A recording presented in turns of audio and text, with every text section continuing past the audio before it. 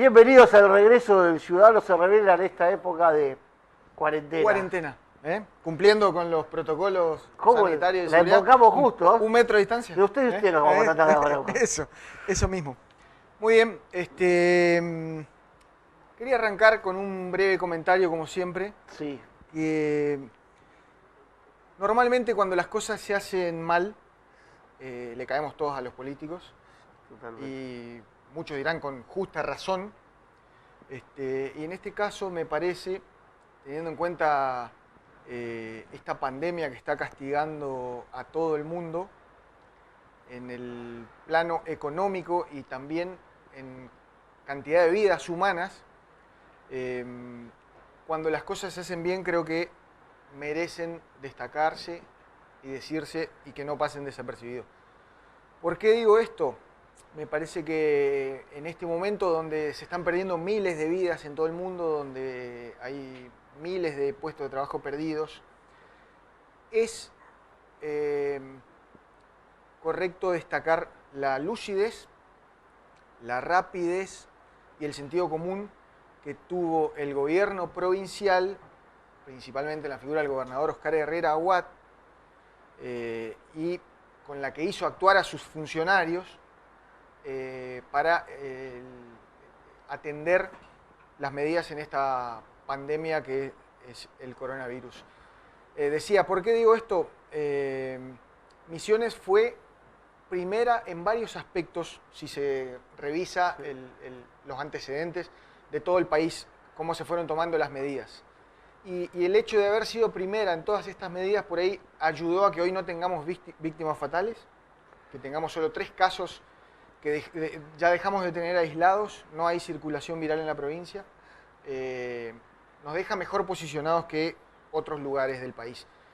Decía que se tomaron cuestionamientos a nivel nacional, porque cuando Misiones se adelanta, desde Buenos Aires, Trota fue uno de ellos que salió fuertemente a cruzar el tema. Sobre todo cuando se decide suspender las clases, la Nación rápidamente salió a decir que no se iban a suspender las clases, que no era necesario, que consideraban apurada la medida que tomó Misiones, y en ese momento fue Jujuy también, pero Jujuy tenía un conflicto fuerte con los docentes que no lo podía resolver.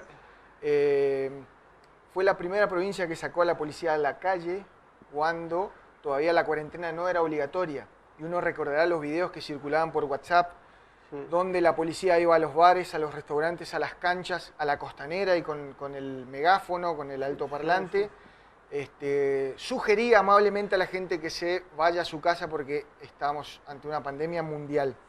Fue la primera provincia, y esto fue la semana pasada, que decretó el uso obligatorio del barbijo. Hoy ya son 5 provincias más la ciudad autónoma de Buenos Aires, cuando todavía el barbijo estaba en discusión de conviene, no conviene, es bueno, no es bueno, sirve solo para los infectados o para todos. Hoy ya son 5 más la ciudad autónoma, y todo indica que van a seguir... La ciudad autónoma le dice tapaboca porque es más fácil. Sí. Que van a seguir en ese camino a otras provincias. Totalmente. Otra cuestión que en este caso no fue la primera, pero fue la única que tuvo que superar el hecho de, después de la cuarentena, el ingreso de casi 10.000 personas que venían de Brasil, Paraguay, venían de Italia, de España, de otros países del continente. Sus aviones no podían llegar a Ezeiza porque desde que se decretó la cuarentena se prohibió los vuelos desde el exterior. Paraban en Asunción, paraban en San Pablo, paraban en Río de Janeiro.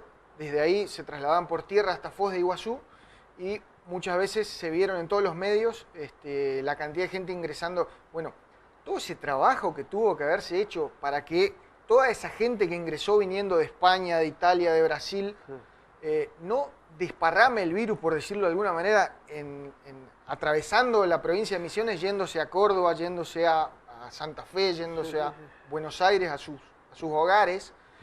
Fue un trabajo de 15 días que merece la pena destacar porque se los controló con personal de salud, se los contuvo con personal de seguridad, se los aisló en lugares, hoteles y otros lugares en Puerto Iguazú, se los subió a los micros, se les dio viandas, se les subió a los micros, puerta sellada, los micros con un policía en cada unidad, a sus provincias.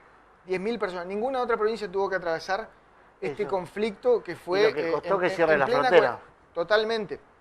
Es decir, como decía al principio, cuando las cosas se hacen mal, siempre estamos remarcando, tratando de corregir con buena intención, pero diciéndolo claramente. Cuando las cosas se hacen bien también hay que destacarlo, porque eso sirvió para que hoy Misiones no haya perdido una sola vida. Una sola víctima fatal, ojalá que siga así. No tuvo la provincia de Misiones cuando el país creo que estaba llegando a 111 antes de empezar el programa. Creo que los datos andaban por 110, 111 víctimas fatales. Me parece que merecía la pena arrancar con ese comentario. Sí, tenés totalmente razón. Yo con el tema de los números que marcan los medios nacionales, parece que te dan las víctimas como si fuera el score de un partido de tenis, y eso de generar pánico. Y a eso voy un poco también del tema político a nivel nacional. El rol de Alberto Fernández en el escenario nacional que significó el coronavirus y algunas cositas para tener en cuenta. El macrismo está en contra del impuesto a las grandes fortunas que hoy está pidiendo el gobierno nacional. Se armó un nuevo interbloque de senadores pseudos independientes, que les voy a dar los nombres, que lo conforman. El salteño Juan Carlos Romero, Clara Vega, de La Riojana, la senadora de San Luis, Lucila Cresel, y ¿quién no podía estar? El santafesino Carlos Reutemann. Todos dientes de leche ahí, ¿no? Todos dientes de leche, y aparte de Reutemann te dice, no, pero estás jorobado, pero rompe las bolas igual, porque arman un bloque para cuestionar y sumarse a lo que el macrismo, junto por el cambio, los radicales con el PRO, están en contra de gravar un impuesto que es por única vez a las grandes fortunas. Quizás porque salió de Máximo Kirchner. De las oficinas kirchneristas o de Máximo Kirchner. También en esa línea, Cristina Kirchner le pide a la Corte que valide la votación online para futuras presentaciones judiciales por el tema de que llegan a sacar esta ley, o al menos en el Senado, para que vaya a diputados. Creo que se manejaría así, porque tiene que ser una ley, y no tengan apelaciones. Pero ¿cuál es el trasfondo de todo esto? Es el rol de Alberto Fernández. Es verdad que políticamente le dio una responsabilidad más allá de las que él se imaginaba o cualquiera se imaginaba. Sin duda. Es verdad que si sale bien esto, a pesar de la pandemia, su imagen va a crecer, y creció porque dio seguridad. Ustedes imagínense, el otro día cuando explicaba lo de la curva y lo de la cuarentena, y por qué seguía la cuarentena si lo decía Macri. Imagínenselo, ¿no? Primero hay que ver si la entendían. Y segundo, cómo hubiera actuado el macrismo. Hoy por hoy, discutir... Bueno, hoy han tomado una postura clara el macrismo, ¿no? Y quiere que la actividad económica vuelva y ahí voy, ahí voy.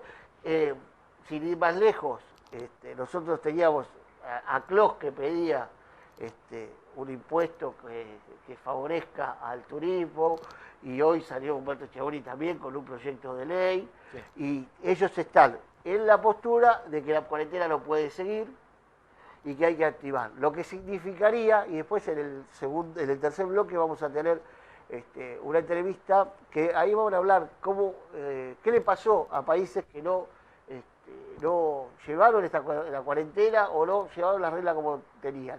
Igualmente, cuando dicen que Alberto Fernández acumula el poder con esto, lo que no ven es que hay que hacerse el cargo de un gobierno con lo que está pasando ahora. Y cuando el gobierno se defiende, enseguida atribuye que hay atropellos a la libertad de expresión o la libertad de prensa. Es decir, atacan como ejército y se defiende como la Cruz Roja. Ese es el problema hoy que hay políticamente, y que uno lo ve en los medios y lo ve en los políticos de la oposición. No es fácil la que está pasando el gobierno nacional y el gobierno provincial. Hay que ponerse en lugar de ellos. Y hay que revalorizar la política. Esto sin política no se hacía. Esto no se hacía con youtubers, no se hacía con Big Data. Esto se hace con gente que se comprometa en lo que hace. Muy bien. Nos vamos a la bolufrase de la semana. Que no podía faltar. En este caso... El ex compañero Pichetto. el ex compañero Miguel Ángel Pichetto. Un iluminado. Sí. Lo que dijo fue, el aislamiento es un embole absoluto. No lo vivo con alegría ni con entusiasmo.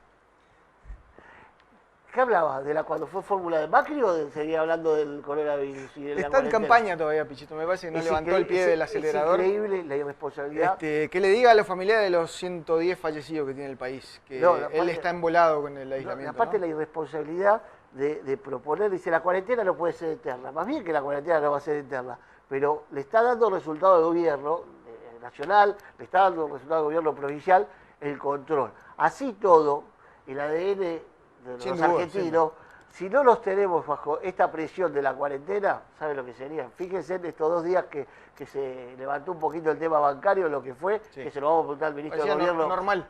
Después en el próximo bloque. Así que bueno. Ya lo anunció, va a estar el ministro de Gobierno Marcelo Pérez con nosotros en el próximo bloque.